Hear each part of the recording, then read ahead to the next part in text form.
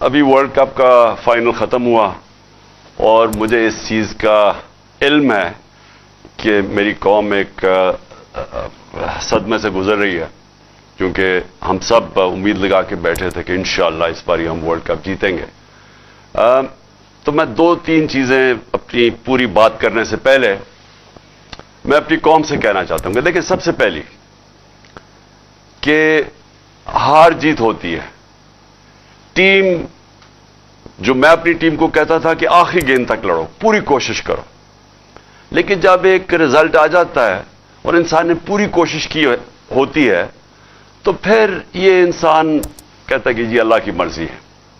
اور یہ ہمیشہ میرا اسی میں سوچ تھی کہ ہم بڑی ٹیم نے جان ماری، اور خاص طور پہ جس طرح وہ آخری گیند تک کوشش کرتے رہے، لیکن جو انسان کے ہاتھ میں نہیں ہے، وہ شاہین افریدی کو وہ انجری ہو گئی، تو اس کا تو کوئی کچھ نہیں کر سکتا تھا، اور بدقسمتی سے اس ٹائم پہ ہوئی جبکہ اس کا وہ بہت امپورٹنٹ مرحلہ تھا اور وہ فرق پڑ سکتا تھا۔ میں نہیں کہتا جیت سکتے ہیں، لیکن وہ اس ٹائم پہ تھی کہ گیم چینج ہو سکتی تھی۔ تو وہ خیر، ہم ساری قوم مبارک دے پاکستان ٹیم کو جس طرح وہ فائنل میں پہنچی ہیں۔ میں خاص طور پہ آج کہنا چاہتا ہوں کہ جو ہماری فاسٹ بولنگ اٹیک ہے، آج میں یہ کہہ سکتا ہوں کہ جو میں نے دیکھا، بڑی دیر کے بعد کرکٹ دیکھی، دنیا میں بہترین فاسٹ بولنگ اٹیک ہے۔ ہم دعا کرتے ہیں کہ شاہین افریدی جلدی سے پوری طرح فٹ ہو، لیکن بہترین اٹیک ہے۔ ہمارے پاس بابر اعظم ایک ورلڈ کلاس بیٹسمین ہے، اور میرے خیال میں یہ دنیا کا سارے بیٹسمین کو پیچھے چھوڑ جائے گا ماشاءاللہ، جس طرح یہ آگے بڑھ رہا ہے۔ اور بھی بڑی اچھی ہماری ٹیم میں پرومسنگ ہیں، تو انشاءاللہ ہمیں اس میں سے مایوس تو ہم ہیں، لیکن ہمیں دیکھنا چاہیے کہ ہم ماشاءاللہ وہ ٹیم ہے پاکستان جو کہ دنیا کی اب ٹاپ ٹیمز میں گنی جاتی ہے۔ اب میں آ جاتا ہوں جو ہماری اب مارچ ہو رہی ہے۔ کئی لوگ کہہ رہے ہیں کہ جی بڑی آہستہ آہستہ مارچ جا رہی ہے۔ آہستہ تو مارچ نے جانا ہی تھا۔ جب ایک حملہ ہوا وزیر آباد میں اور سب کے سامنے ایک مجھے مارنے کا جو پوری سازش تھی، تو اس کی وجہ سے جو ہوا وہ تو مارچ نے آہستہ ہونا ہی تھا۔ اور میں یہ مارچ کا پہلے آپ ساری قوم کو بتا بھی دوں کہ یہ کیوں ہے، کہ اس کے اوپر بڑا پروپیگنڈا ہو رہا ہے کہ جس طرح پتہ نہیں کیا ہم ملک پہ ظلم کر رہے ہیں۔ اپنی قوم کو یاد کرانا چاہتا ہوں کہ میرے 3.5 سال میں 3 لانگ مارچز ہوئی، بلکہ ایک چوتھی ہوئی تھی جو کہ راستے میں رک گئی تھی۔ 4 ہوئی تھی لانگ مارچز۔ تو کیا وہ غیر جمہوری چیز تھی؟ پوری انہوں نے کوشش کی گورنمنٹ گرانے کی، مقصد چاروں کا ایک ہی تھا، NRO لینا، یعنی میں عمران خان کو اتنا بلیک میل کریں کہ وہ ان کے کرپشن کیسز ختم کر دیں۔ تو یہ جو لانگ مارچ ہے یہ اس سے بالکل مختلف ہے۔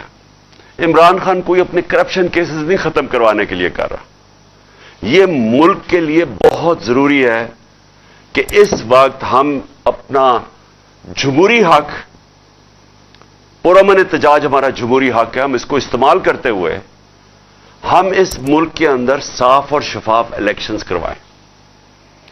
میں ساری اپنی قوم کو کہنا چاہتا ہوں کہ 7 مہینے سے میں کہہ رہا ہوں کہ جو ایک یہ رجیم چینج سازش ہوئی، جو ہینڈلرز نے اور یہ سازشوں نے مل کے حکومت گرائی ہماری، میں یہ تب سے کہتا جا رہا ہوں کہ ان سے نہ سنبھالی جانی تھی، کیونکہ ان کا ماضی 30 سال سے تو یہ 2 خاندان ملک کے اوپر بیٹھے ہوئے ہیں۔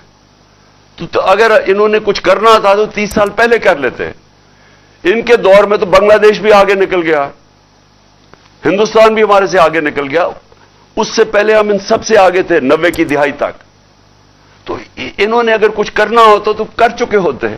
تو ان کو جب جنہوں نے بھی لے کے آیا اور ہینڈلرز نے بٹھایا ہمارے اوپر، میں تو 7 مہینے سے کہہ رہا ہوں کہ یہ ملک کو تباہی کی طرف لے کے جا رہے ہیں۔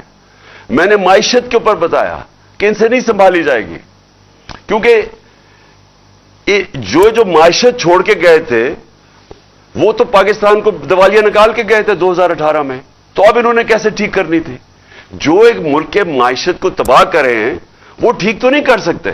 جو ملک کے ادارے تباہ کریں، دنیا کی تاریخ میں وہ جو ادارے تباہ کرتے ہیں وہ ٹھیک نہیں کر سکتے۔ تو میں تو تب سے کہتا جا رہا تھا کہ ہم نے اتنی مشکلوں سے 17 سال کے بعد پاکستان کی جو معاشی ترقی تھی وہ 17 سال کے بعد بہترین چل رہی تھی.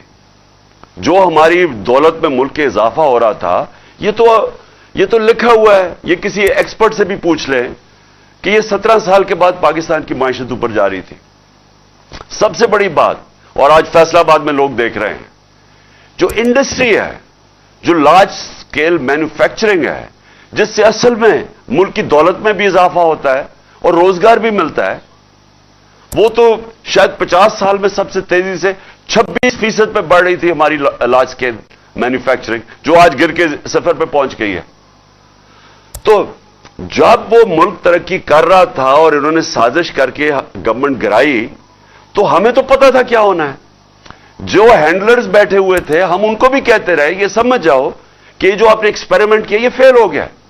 آج قوم ساری سمجھتی ہے فیل ہو گیا.